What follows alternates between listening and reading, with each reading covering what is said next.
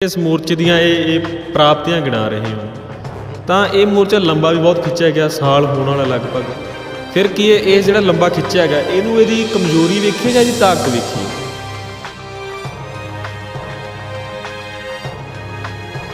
ਕੋਈ ਵੀ ਆ, ਭਾਵੇਂ ਉਹ ਕੋਈ ਧਾਰਮਿਕ ਸੰਸਥਾ ਹੈਗੀ ਆ, ਭਾਵੇਂ ਕੋਈ ਕਿਸਾਨ ਜਥੇਬੰਦੀ ਆ, ਭਾਵੇਂ ਕੋਈ ਸਮਾਜਿਕ ਸੰਸਥਾ ਹੈਗੀ ਆ, ਭਾਵੇਂ ਆਪਣੇ ਆਪ ਨੂੰ ਕੋਈ ਸਮਾਜ ਸੇਵੀ ਕਹਿੰਦਾ ਹੈਗਾ, ਕੋਈ ਵੀ ਆ ਜਿਹੜਾ ਕਿਸਾਨਾਂ ਦੀ ਇਸ ਰੋਜੀ ਰੋਟੀ ਦੇ ਜ਼ਮੀਨ ਬਚਾਉਣ ਦੀ ਲੜਾਈ ਦੀ ਜਿਹੜੀ ਤੈਅ ਦਿਸ਼ਾ ਹੈਗੀ ਆ, ਤੈਅ ਲਾਈਨ ਹੈਗੀ, ਜਿਹੜਾ ਉਦੋਂ ਇੱਧਰ ਉੱਧਰ ਜਾਂਦਾ ਹੈਗਾ, ਉਹ ਕਿਸੇ ਵੀ ਤਰੀਕੇ ਦੇ ਨਾਲ ਸੰਯੁਕਤ ਕਿਸਾਨ ਮੋਰਚੇ ਦੇ ਨਾਲ ਤੇ ਇਸ ਦੇਸ਼ ਦੇ ਮਿਹਨਤਕਸ਼ ਲੋਕਾਂ ਦੇ ਨਾਲ ਨਹੀਂ ਹੈਗਾ।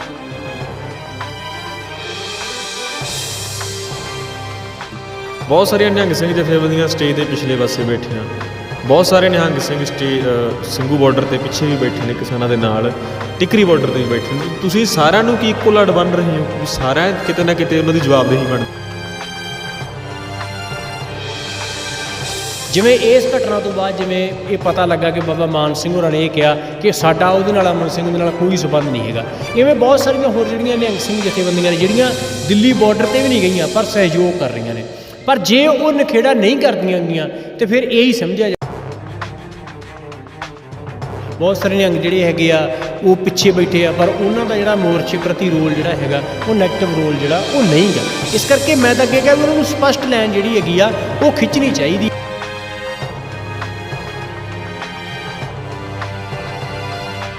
ਇੱਕ ਹੋਰ ਜੀ ਗੱਲ ਕਿ ਅੱਜ ਕੱਲ੍ਹ ਇੱਕ ਨਵਾਂ ਹੀ ਟਰੈਂਡ ਚੱਲਿਆ ਜੀ ਕਿ ਜਿਹਨੂੰ ਕਿਸੇ ਦੇ ਵਿਚਾਰ ਦੂਸਰੇ ਦੇ ਵਿਚਾਰ ਪਸੰਦ ਨਹੀਂ ਗਏ ਉਹਨੂੰ ਕਾਮਰੇਡ ਦਾ ਟੈਗ ਦੇ ਦਿੱਤਾ ਜਾਂਦਾ ਜੀ। ਤਾਂ ਜਿਹੜਾ ਕੋਈ ਵੀ ਸੰਯੁਕਤ ਮੋਰਚੇ ਦੇ ਹੱਕ ਦੇ ਵਿੱਚ ਬੋਲਦਾ ਉਹਨੂੰ ਕਾਮਰੇਡ ਕਹਿ ਦਿੱਤਾ ਜਾਂਦਾ। ਇਹਦੇ ਬਾਰੇ ਕੀ ਸੋਚਦੇ?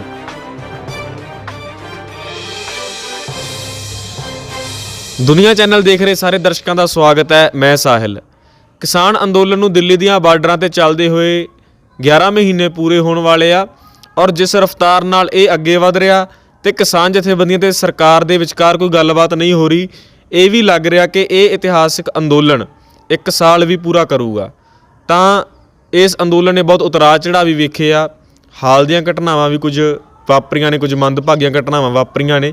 ਤਾਂ ਉਹ ਸਾਰੇ ਕਾਸੇ ਬਾਰੇ, ਕਿਸਾਨ ਅੰਦੋਲਨ ਦੀ ਮੌਜੂਦਾ ਸਥਿਤੀ ਬਾਰੇ ਤੇ ਆਉਣ ਵਾਲੇ ਦਿਨਾਂ ਵਿੱਚ ਅੱਗੇ ਕੀ ਫੈਸਲੇ ਲੈਣ ਜਾ ਰਿਹਾ ਸੰਯੁਕਤ ਕਿਸਾਨ ਮੋਰਚੇ ਦੇ ਬਾਰੇ ਗੱਲਬਾਤ ਕਰਾਂਗੇ। ਸਾਡੇ ਨਾਲ ਨੇ ਕਿਰਤੀ ਕਿਸਾਨ ਯੂਨੀਅਨ ਦੇ ਸੂਬਾ ਮੀਤ ਪ੍ਰਧਾਨ ਤੇ ਸੰਯੁਕਤ ਮੋਰਚੇ ਦੇ ਆਗੂ ਰਜਿੰਦਰ ਸਿੰਘ ਸਿੰਘ ਵਾਲਾ। ਸਵਾਗਤ ਹੈ ਜੀ, ਬਹੁਤ ਬਹੁਤ ਸ਼ੁਕਰੀਆ ਜੀ। ਜੀ ਮੇਰਾ ਖਿਆਲ ਇਹੀ ਦਿਨ ਸੀਗੇ ਪਿਛਲੇ ਸਾਲ ਦੇ ਜਦੋਂ ਤਿਆਰੀਆਂ ਚੱਲ ਰਹੀਆਂ ਸੀਗੀਆਂ ਦਿੱਲੀ ਵੱਲ ਜਾਣ ਦੀਆਂ। ਹੁਣ ਤੱਕ ਐਲਾਨ ਹੋ ਚੁੱਕਾ ਸੀ ਮੇਰੇ ਖਿਆਲ ਅਕਤੂਬਰ ਦੇ ਵਿੱਚ, ਤੇ 26 ਨਵੰਬਰ ਨੂੰ ਕਿਸਾਨਾਂ ਨੇ ਦਿੱਲੀ ਪਹੁੰਚਣਾ ਸੀਗਾ। ਉਦੋਂ ਤੋਂ ਲੈ ਕੇ ਹੁਣ ਤੱਕ ਦੇ ਸਫ਼ਰ ਨੂੰ ਕਿਸ ਤਰ੍ਹਾਂ ਵੇਖਦੇ ਹੋ? ਦੇਖੋ, ਜਿਹੜਾ ਇਹ ਦਿੱਲੀ ਮੋਰਚੇ ਦੇ 11 ਮਹੀਨੇ ਹੋਣ ਜਾ ਰਹੇ ਹੈ, ਇਹ 11 ਮਹੀਨੇ ਭਾਰਤ ਦੇ ਇਤਿਹਾਸ ਦੇ ਤੇ ਦੁਨੀਆ ਦੇ ਇਤਿਹਾਸ ਦੇ ਵਿੱਚ ਜਿਹੜੀਆਂ ਕਿਰਤੀ ਲੋਕਾਂ ਦੇ, ਜਿਹਨੂੰ ਕਹਿੰਦਾ ਵੀ ਸ਼ਾਨਦਾਰ ਸਮਾਂ ਜਿਹੜਾ ਉਹ ਹਮੇਸ਼ਾ ਇਹਨੂੰ ਉਹਦੇ ਤੌਰ 'ਤੇ ਯਾਦ ਕੀਤਾ ਜਾਊਗਾ। ਪਹਿਲੀ ਵਾਰੀ ਹੋਇਆ ਕਿ ਇਸ ਦੇਸ਼ ਦੇ ਵਿੱਚ ਕਿਸਾਨ ਇੱਕ ਰਾਜਨੀਤਿਕ ਤੇ ਸਮਾਜਿਕ ਤਾਕਤ ਜਿਹੜੀ ਬਣ ਕੇ ਉੱਭਰੇ ਹੈਗੇ ਆ, ਜਿਹੜੇ ਕਿ ਹਰ ਪਾਸੇ ਇਸ ਦੇਸ਼ ਦੀ ਰਾਜਨੀਤੀ ਉੱਪਰ ਜਾਂ ਹੋਰ ਦੇਸ਼ ਦੇ ਸੱਭਿਆਚਾਰ ਦੇ ਉੱਪਰ ਬਹੁਤ ਸਾਰੀਆਂ ਚੀਜ਼ਾਂ 'ਤੇ ਅਸਰਅੰਦਾਜ਼ ਜਿਹੜੇ ਹੈਗੇ ਆ ਉਹ ਹੋ ਰਹੇ ਹੈਗੇ ਆ। ਦੂਸਰਾ ਕਿ ਪਹਿਲੀ ਵਾਰੀ ਆ ਕਿ ਜਿਹੜੀ ਧਰਮ ਤੇ ਜਾਤ ਦੇ ਨਾਂ 'ਤੇ ਲੋਕਾਂ ਨੂੰ ਵੰਡਣ ਦੀ ਰਾਜਨੀਤੀ ਸੀ, ਉਹਦੇ ਖਿਲਾਫ ਸਭ ਤੋਂ ਵੱਡੀ ਚੁਣੌਤੀ ਬਣ ਕੇ ਜਿਹੜਾ ਹੈਗਾ ਇਹ ਅੰਦੋਲਨ ਹੈਗਾ ਉਹ ਉੱਭਰਿਆ ਹੈਗਾ।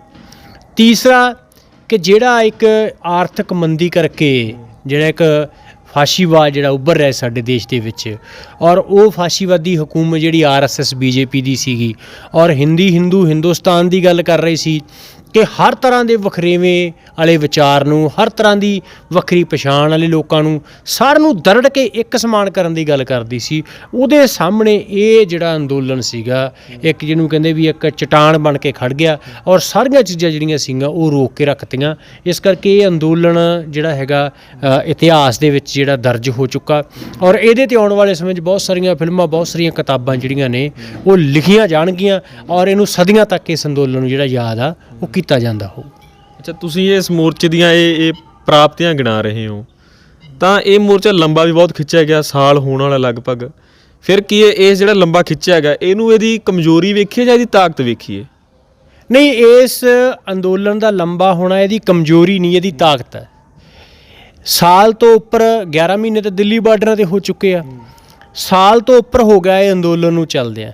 ਇਹ ਸਮੇਂ ਦੌਰਾਨ ਬਹੁਤ ਸਾਰੇ ਵੱਡੇ ਤੋਂ ਵੱਡੇ ਹਮਲੇ ਇਸ ਅੰਦੋਲਨ ਦੇ ਉੱਪਰ ਹੋਏ, ਵੱਡੀਆਂ ਵੱਡੀਆਂ ਸਾਜ਼ਿਸ਼ਾਂ ਬੀਜੇਪੀ ਆਰਐਸਐਸ ਨੇ ਕੀਤੀਆਂ, ਪਰ ਇਹ ਅੰਦੋਲਨ ਇੰਨਾ ਮਜ਼ਬੂਤ ਸੀ ਕਿ ਸਾਰੀਆਂ ਸਾਜ਼ਿਸ਼ਾਂ ਨੂੰ ਨਾਕਾਮ ਕਰਦਾ ਰਿਹਾ ਔਰ ਸਾਰੀਆਂ ਸਾਜ਼ਿਸ਼ਾਂ ਨੂੰ ਸੰਯੁਕਤ ਕਿਸਾਨ ਮੋਰਚੇ ਦੀ ਆਗੂ ਟੀਮ ਨੇ ਬਹੁਤ ਹੀ ਸੁਚੱਜੇ ਤਰੀਕੇ ਦੇ ਨਾਲ ਨਜਿੱਠਿਆ ਔਰ ਇਸ ਅੰਦੋਲਨ ਨੇ ਬਹੁਤ ਸਾਰੇ ਲੋਕਾਂ ਨੂੰ ਜਿਹੜਾ ਸੀਗਾ ਉਹ ਬੇਪਰਦ ਕੀਤਾ। ਭਾਵੇਂ ਉਹ ਧਰਮ ਦੇ ਨਾਂ 'ਤੇ ਬਹੁਤ ਸਾਰੇ ਲੋਕ ਦੰਭ ਕਰਨ ਵਾਲੇ ਸੀ, ਉਹਨਾਂ ਨੂੰ ਬੇਪਰਦ ਕੀਤਾ। ਬਹੁਤ ਸਾਰੇ ਜਿਹੜੇ ਆਪਣੇ ਆਪ ਨੂੰ ਕਿਸਾਨ ਆਗੂ ਸਮਝਦੇ ਸੀ, ਉਹਨਾਂ ਦਾ ਦੰਭ ਜਿਹੜਾ ਸੀਗਾ ਉਹ ਨੰਗਾ ਹੋਇਆ। ਬਹੁਤ ਸਾਰੇ ਲੋਕ ਜਿਹੜੇ ਆਪਣੇ ਆਪ ਨੂੰ ਸਮਾਜ ਸੇਵੀ ਸਮਝਦੇ ਸੀ, ਬਹੁਤ ਸਾਰੇ ਲੋਕ ਫੇਸਬੁੱਕੀ ਹੀਰੋ ਜਿੰਨੇ ਵੀ ਸੀਗੇ, ਉਹ ਸਮੇਂ-ਸਮੇਂ ਇਸ ਅੰਦੋਲਨ ਨੇ ਜਿਹੜੇ ਸੀਗੇ ਉਹ ਬੇਪਰਦ ਕੀਤੇ ਔਰ ਸਹੀ ਲੜਨ ਵਾਲੇ ਲੋਕਾਂ ਦੀ ਤਸਵੀਰ ਜਿਹੜੀ ਉਭਾਰ ਕੇ ਸਾਹਮਣੇ ਲਿਆਂਦੀ। ਇਸ ਕਰਕੇ ਇਹ ਲੰਬੇ ਅੰਦੋਲਨ ਕਰਕੇ ਹੋਇਆ ਤੇ ਲੰਬਾ ਅੰਦੋਲਨ ਹੋਣਾ ਇਸ ਅੰਦੋਲਨ ਦੀ ਮਜ਼ਬੂਤੀ ਆ, ਕਮਜ਼ੋਰੀ ਕਿਸੇ ਵੀ ਤਰੀਕੇ ਨਾਲ ਨਹੀਂ ਕਹੀ ਜਾ ਸਕਦੀ। ਤੁਸੀਂ ਉਹ ਕੁਝ ਘਟਨਾਵਾਂ ਦਾ ਵੀ ਜ਼ਿਕਰ ਕੀਤਾ, ਮੇਰਾ ਅਗਲਾ ਸਵਾਲ ਵੀ ਇਹੀ ਹੋਣ ਵਾਲਾ ਸੀ ਕਿ ਪਿਛਲੇ ਦਿਨੀ ਲਖਬੀਰ ਸਿੰਘ ਨਾਮ ਦੇ ਇੱਕ ਵਿਅਕਤੀ ਦਾ ਬੇਅਦਬੀ ਦੇ ਦੋਸ਼ਾਂ ਹੇਠ ਸਿੰਘੂ ਬਾਰਡਰ ਤੇ ਕਤਲ ਕਰ ਦਿੱਤਾ ਜਾਂਦਾ ਹੈ ਨਿਹੰਗ ਸਿੰਘਾਂ ਵੱਲੋਂ। ਉਹ ਸਾਰੇ ਘਟਨਾਕ੍ਰਮ ਨੂੰ ਕਿਸ ਤਰ੍ਹਾਂ ਵੇਖਦੇ ਹੋ? ਦੇਖੋ, ਬਹੁਤ ਹੀ ਉਹ ਮੰਦਭਾਗੀ ਘਟਨਾ ਵਾਪਰੀ ਆ, ਜਿਹੜੀਆਂ ਹੁਣ ਤੱਕ ਕਈ ਰਿਪੋਰਟਾਂ ਸਾਹਮਣੇ ਆਈਆਂ ਨੇ ਕਿ ਉਹਨੂੰ ਜਿਹਨੇ ਕਤਲ ਕੀਤਾ ਉਹੀ ਵਰਗਲਾ ਕੇ ਪਿੰਡੋਂ ਜਿਹੜਾ ਸੀ ਉਹ ਲੈ ਕੇ ਗਿਆ। ਪਰ ਉਹ ਸਾਰੇ ਮਾਮਲੇ ਦੇ ਵਿੱਚ ਜਿਸ ਤਰ੍ਹਾਂ ਦੀ ਮਤਲਬ ਨਿਹੰਗ ਸਿੰਘ ਜਿਵੇਂ ਚਰਚਾ 'ਚ ਆਏ ਹੈਗੇ ਆ, ਉਹਦੇ ਵਾਸਤੇ ਜਿਵੇਂ ਬਹੁਤ ਸਾਰੇ ਲੋਕਾਂ ਨੂੰ ਮਤਲਬ ਇਸ ਗੱਲ ਦੇ ਨਾਲ ਜਿਹੜੀ ਹੈਗੀ ਸੀਗੀ, ਬਹੁਤ ਸਾਰੇ ਲੋਕਾਂ ਨੂੰ ਖੁਸ਼ੀ ਹੋਈ ਵੀ ਹਾਂ ਬਈ ਬੇਅਦਬੀ ਕਰਨ ਵਾਲਾ ਜਿਹੜੀ ਸੀਗੀ ਉਹ ਸਜ਼ਾ ਮਿਲ ਗਈ।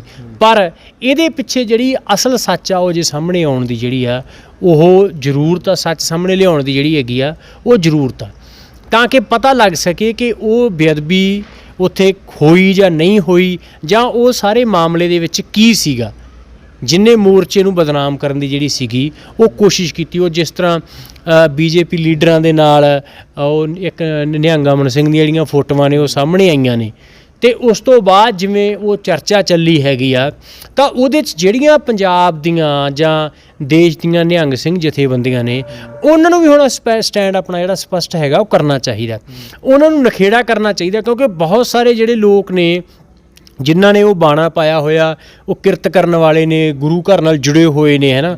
ਪਰ ਜਿਹੜੀ ਇਸ ਘਟਨਾ ਨੇ ਜਿਹੜਾ ਸੀਗਾ ਨਿਹੰਗਾਂ ਦੇ ਉੱਪਰ ਇੱਕ ਜਿਹੜਾ ਸਵਾਲੀਆ ਨਿਸ਼ਾਨ ਚਿੰਨ੍ਹ ਜਿਹੜਾ ਸੀਗਾ ਲਾਇਆ, ਇਸ ਕਰਕੇ ਉਹਨਾਂ ਨੂੰ ਨਖੇੜਾ ਕਰਨਾ ਚਾਹੀਦਾ। ਜਿਵੇਂ ਇਸ ਘਟਨਾ ਤੋਂ ਬਾਅਦ ਜਿਵੇਂ ਇਹ ਪਤਾ ਲੱਗਾ ਕਿ ਬਾਬਾ ਮਾਨ ਸਿੰਘ ਹੋਰਾਂ ਨੇ ਇਹ ਕਿਹਾ ਕਿ ਸਾਡਾ ਉਹਦੇ ਨਾਲ ਅਮਨ ਸਿੰਘ ਦੇ ਨਾਲ ਕੋਈ ਸੰਬੰਧ ਨਹੀਂ ਹੈਗਾ, ਇਵੇਂ ਬਹੁਤ ਸਾਰੀਆਂ ਹੋਰ ਜਿਹੜੀਆਂ ਨਿਹੰਗ ਸਿੰਘ ਜਥੇਬੰਦੀਆਂ ਨੇ ਜਿਹੜੀਆਂ ਦਿੱਲੀ ਬਾਰਡਰ 'ਤੇ ਵੀ ਨਹੀਂ ਗਈਆਂ ਪਰ ਸਹਿਯੋਗ ਕਰ ਰਹੀਆਂ ਨੇ।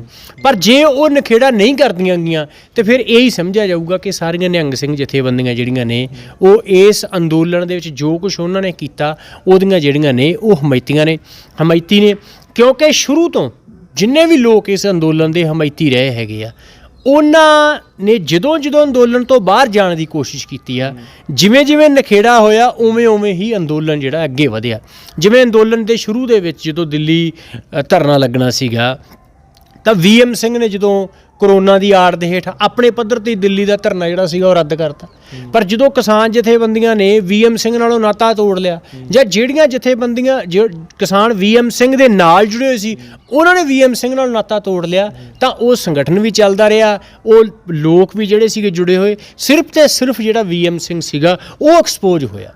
ਇਸੇ ਤਰ੍ਹਾਂ ਜਿਵੇਂ 26 ਜਨਵਰੀ ਵਾਲੀਆਂ ਘਟਨਾਵਾਂ ਹੋਈਆਂ, ਉਦੋਂ ਮੋਰਚੇ ਨੇ ਜਿਹੜਾ ਸਪਸ਼ਟ ਸੀਗਾ ਨਖੇੜਾ ਕੀਤਾ ਵੀ ਜਿਹੜੇ ਸੰਯੁਕਤ ਕਿਸਾਨ ਮੋਰਚੇ ਦੀ ਲਾਈਨ ਤੋਂ ਉਲਟ ਜਾ ਰਹੇ ਹੈਗੇ ਆ, ਉਹਨਾਂ ਦਾ ਨਖੇੜਾ ਕੀਤਾ ਕਿ ਇਹ ਮੋਰਚੇ ਦੇ ਨਾਲ ਨਹੀਂ ਹੈਗੇ, ਇਹ ਮੋਰਚੇ ਨੂੰ ਲੀਹੋਂ ਲਾਉਣ ਵਾਸਤੇ ਸਭ ਕੁਛ ਇਹਨਾਂ ਨੇ ਜਿਹੜਾ ਸੀਗਾ ਕੀਤਾ। ਇਸੇ ਤਰ੍ਹਾਂ ਹੁਣ ਜੋ ਕੁਛ ਸਿੰਘੂ ਬਾਰਡਰ 'ਤੇ ਹੋਇਆ ਉਹਦੇ 'ਤੇ ਵੀ ਨਿਹੰਗ ਸਿੰਘ ਜਥੇਬੰਦੀਆਂ ਨੂੰ ਸਪਸ਼ਟ ਨਖੇੜੇ ਦੀ ਲਾਈਨ ਜਿਹੜੀ ਹੈਗੀ ਆ ਉਹ ਖਿੱਚਣੀ ਚਾਹੀਦੀ ਆ। ਤੁਸੀਂ ਨਖੇੜੇ ਦੀ ਗੱਲ ਕਰ ਰਹੇ ਹੋ ਜੀ, ਬਹੁਤ ਸਾਰੀਆਂ ਨਿਹੰਗ ਸਿੰਘ ਜਥੇਬੰਦੀਆਂ ਸਟੇਜ ਦੇ ਪਿਛਲੇ ਪਾਸੇ ਬੈਠੀਆਂ, ਬਹੁਤ ਸਾਰੇ ਨਿਹੰਗ ਸਿੰਘ ਸਿੰਘੂ ਬਾਰਡਰ 'ਤੇ ਪਿੱਛੇ ਵੀ ਬੈਠੇ ਨੇ ਕਿਸਾਨਾਂ ਦੇ ਨਾਲ, ਟਿਕਰੀ ਬਾਰਡਰ 'ਤੇ ਵੀ ਬੈਠੇ ਨੇ। ਤੁਸੀਂ ਸਾਰਿਆਂ ਨੂੰ ਕੀ ਇੱਕੋ ਲੜ ਬਣ ਰਹੇ ਹੋ ਵੀ ਸਾਰਿਆਂ ਕਿਤੇ ਨਾ ਕਿਤੇ ਉਹਨਾਂ ਦੀ ਜਵਾਬਦੇਹੀ ਬਣਦੀ ਹੈ?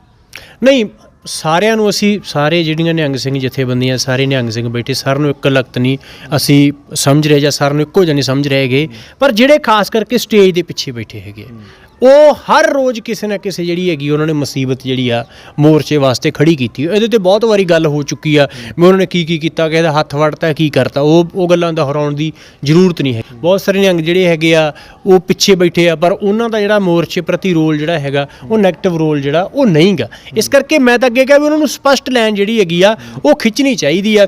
ਜੇ ਸਪਸ਼ਟ ਲਾਈਨ ਨਹੀਂ ਖਿੱਚੀ ਜਾਂਦੀ ਹੈਗੀ ਤੇ ਫਿਰ ਲੋਕਾਂ ਦੇ ਵਿੱਚ ਇਹ ਇੰਪ੍ਰੈਸ਼ਨ ਜ਼ਰੂਰ ਬਣੂਗਾ ਕਿ ਸਾਰੇ ਜਿਹੜੇ ਇੱਕੋ ਜਿਹੇ ਉਹ ਹੈਗੇ। ਇਸ ਕਰਕੇ ਇਹ ਸਵਾਲ ਹੁਣ ਉਹਨਾਂ ਤੇ ਆ ਕਿ ਉਹ ਨਖੇੜੇ ਦੀ ਲਾਈਨ ਜਿਹੜੀ ਹੈਗੀ ਆ ਉਹ ਹੁਣ ਖਿੱਚ ਦੇਣ। ਨਖੇੜਾ ਤਾਂ ਜੀ ਫਿਰ ਕਿਸਾਨ ਜਥੇਬੰਦੀਆਂ ਦੇ ਵਿੱਚ ਵੀ ਹੋ ਰਿਹਾ। ਪਿਛਲੇ ਦਿਨੀ ਇਹ ਫੈਸਲਾ ਲਿਆ ਗਿਆ ਸੰਯੁਕਤ ਮੋਰਚੇ ਵੱਲੋਂ ਕਿ ਯੋਗਿੰਦਰ ਯਾਦਵ ਹੋਰਾਂ ਨੂੰ 1 ਮਹੀਨੇ ਲਈ ਸਸਪੈਂਡ ਕੀਤਾ ਗਿਆ। ਉਹਦੇ ਬਾਰੇ ਫਿਰ ਕੀ ਕਹਿਣਾ ਚਾਹੋਗੇ? ਨਹੀਂ, ਬਿਲਕੁਲ ਸਹੀ ਫੈਸਲਾ ਲਿਆ ਸੰਯੁਕਤ ਕਿਸਾਨ ਮੋਰਚੇ ਨੇ।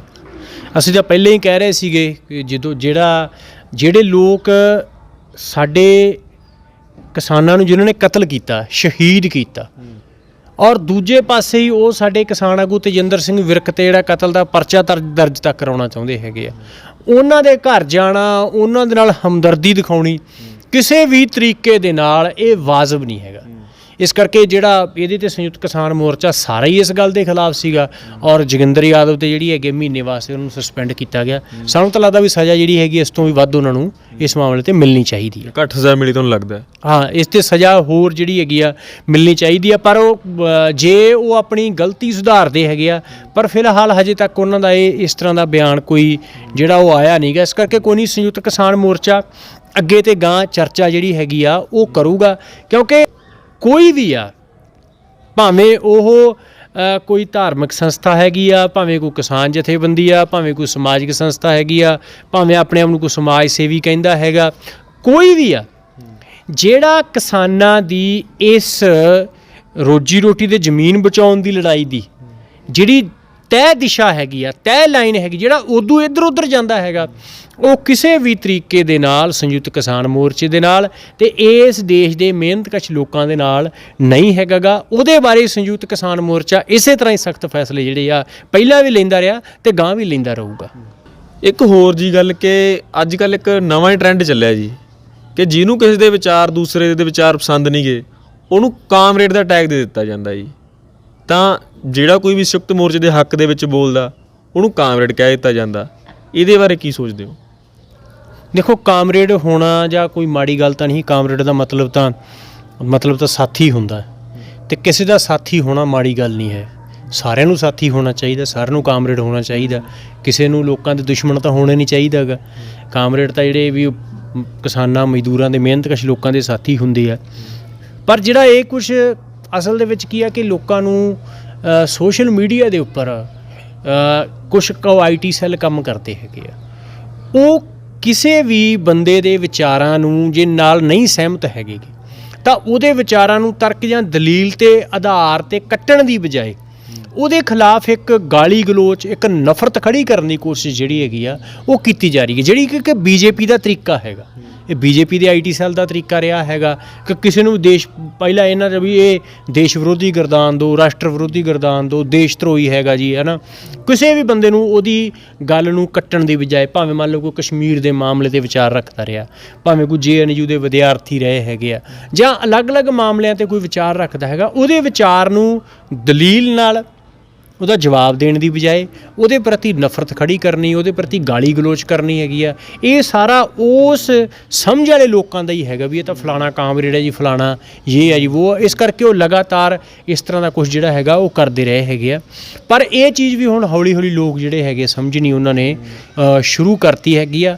ਔਰ ਇਸ ਘੋਲ ਦੀ ਇਹ ਵੀ ਪ੍ਰਾਪਤੀ ਰਹੀ ਆ ਕਿ ਇਹਨੇ ਜਿਹੜੇ IT ਸੈੱਲ ਹੈਗੇ ਸੀਗੇ, ਮੋਰਚੇ ਵਿਰੋਧੀ IT ਸੈੱਲ ਸੀਗੇ, ਉਹਨਾਂ ਨੂੰ ਵੀ ਬੇਪਰਦ ਕੀਤਾ। ਉਹਨਾਂ ਬਾਰੇ ਵੀ ਲੋਕਾਂ ਨੂੰ ਸਮਝ ਆਉਣ ਲੱਗ ਗਈ ਕਿ ਫੇਸਬੁੱਕ 'ਤੇ ਜੋ ਸਭ ਕੁਝ ਚੱਲਦਾ ਉਹ ਸਭ ਕੁਝ ਠੀਕ ਨਹੀਂ ਹੈਗਾ, ਉਹਦੇ 'ਚ ਬਹੁਤ ਸਾਰਾ ਕੁਝ ਜਿਹੜਾ ਹੈਗਾ ਉਹ ਪ੍ਰੋਪੇਗੰਡਾ ਜਿਹੜਾ ਝੂਠਾ ਹੁੰਦਾ ਉਹ ਖੜਾ ਕੀਤਾ ਹੋਇਆ ਹੁੰਦਾ ਜੀ। ਸੋ ਅਖੀਰ ਦੇ ਵਿੱਚ ਜੀ ਮੋਰਚੇ ਨੂੰ 1 ਸਾਲ ਪੂਰਾ ਹੋਣ ਵਾਲਾ, ਉਹੀ ਦਿਨ ਦੁਬਾਰਾ ਆ ਗਿਆ, ਨਵੰਬਰ ਦੇ ਦਿਨ, ਜਦੋਂ ਪੰਜਾਬ ਤੋਂ, ਹਰਿਆਣੇ ਤੋਂ ਹਜ਼ਾਰਾਂ ਕਿਸਾਨ ਦਿੱਲੀ ਵੱਲ ਨੂੰ ਚੱਲੇ ਸੀਗੇ।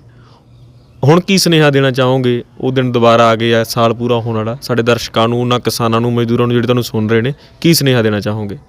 ਸਾਰਿਆਂ ਨੂੰ ਇਹੀ ਬੇਨਤੀ ਆ ਕਿ ਆਪਾਂ ਇੱਕ ਇਤਿਹਾਸਕ ਲੜਾਈ ਲੜ ਰਹੇ ਹੈਗੇ ਆ ਔਰ ਇਹ ਲੜਾਈ ਤੁਹਾਡੇ ਸਹਿਯੋਗ ਤੋਂ ਬਿਨਾਂ ਸੰਭਵ ਨਹੀਂ। ਹਜੇ ਵੀ ਪੰਜਾਬ 'ਚ ਬਹੁਤ ਸਾਰੇ ਅਜਿਹੇ ਲੋਕ ਆ ਜਿਹੜੇ ਇੱਕ ਵਾਰ ਵੀ ਮੋਰਚੇ ਦੇ ਵਿੱਚ ਜਿਹੜੇ ਨਹੀਂ ਗਏਗੇ। ਤੋ ਇਸ ਕਰਕੇ ਉਹ ਆਪਣੇ ਕੀਮਤੀ ਕੰਮਾਂ ਕਾਰਾਂ 'ਚੋਂ ਸਮਾਂ ਕੱਢ ਕੇ, ਹੁਣ ਮੌਸਮ ਵੀ ਜਿਹੜਾ ਹੈਗਾ ਉਹ ਠੀਕ ਹੋ ਗਿਆ, ਤੋ ਝੋਨੇ ਵਾਲੇ ਆਪਣੇ ਕੰਮ ਤੋਂ ਜਿਹੜਾ ਜਿਵੇਂ ਜਿਵੇਂ ਫਾਰਗ ਹੁੰਦੇ ਆ ਉਵੇਂ ਵੱਡੀ ਗਿਣਤੀ 'ਚ ਦਿੱਲੀ ਮੋਰਚਿਆਂ 'ਚ ਪਹੁੰਚਣ, ਕਿਉਂਕਿ ਜੇ ਇਹ ਲੜਾਈ ਆਪਾਂ ਜਿੱਤਦੇ ਹਾਂ ਤਾਂ ਹੀ ਸਾਡਾ ਜਿਹੜਾ ਭਵਿੱਖ ਸੁਰੱਖਿਅਤ ਹੋ ਸਕਦਾ। ਇਸ ਕਰਕੇ ਆਓ ਸਾਰੇ ਰਲ ਮਿਲ ਕੇ ਦਿੱਲੀ ਮੋਰਚਿਆਂ 'ਚ ਗਿਣਤੀ ਵਧਾਈਏ ਅਤੇ ਉੱਥੋਂ ਜਿਹੜਾ ਜਿੱਤ ਕੇ ਵਾਪਸ ਆਈਏ। ਬਹੁਤ ਬਹੁਤ ਧੰਨਵਾਦ ਜੀ। ਇਹ ਸਨ ਰਜਿੰਦਰ ਸਿੰਘ ਦੀਪ ਸਿੰਘ ਵਾਲਾ ਸੰਯੁਕਤ ਕਿਸਾਨ ਮੋਰਚੇ ਦੇ ਸੀਨੀਅਰ ਆਗੂ ਨੇ। ਸੋ ਜਿਵੇਂ ਇਹਨਾਂ ਨੇ ਕਿਹਾ ਕਿ ਲੋੜ ਹੈ ਹੁਣ ਇਕੱਠੇ ਹੋਣ ਦੀ, ਕਿ ਵੱਡੀ ਗਿਣਤੀ ਵਿੱਚ ਸਾਲ ਪੂਰਾ ਹੋਣ ਵਾਲਾ ਦਿੱਲੀ ਮੋਰਚੇ ਨੂੰ, ਹਜੇ ਵੀ ਉੱਥੇ ਟਰਾਲੀਆਂ ਖੜੀਆਂ ਨੇ, ਹਜੇ ਵੀ ਤੰਬੂ ਲੱਗੇ ਹੋਏ ਨੇ, ਹਜੇ ਵੀ ਲੜਾਈ ਚੱਲ ਰਹੀ ਹੈ, ਲੜਾਈ ਜਾਰੀ ਹੈ ਅਤੇ ਤੁਹਾਡੇ ਸਹਿਯੋਗ ਤੋਂ ਬਿਨਾਂ ਉਹ ਸਿਰੇ ਨਹੀਂ ਚੜ੍ਹ ਸਕਦੀ। ਸੋ ਦਿੱਲੀ ਪਹੁੰਚੀ ਹੈ ਵੱਡੀ ਗਿਣਤੀ ਦੇ ਵਿੱਚ, ਜੁੜੇ ਰਹੋ ਦੁਨੀਆ ਦੇ ਨਾਲ। ਧੰਨਵਾਦ ਸਾਰਿਆਂ ਦਾ।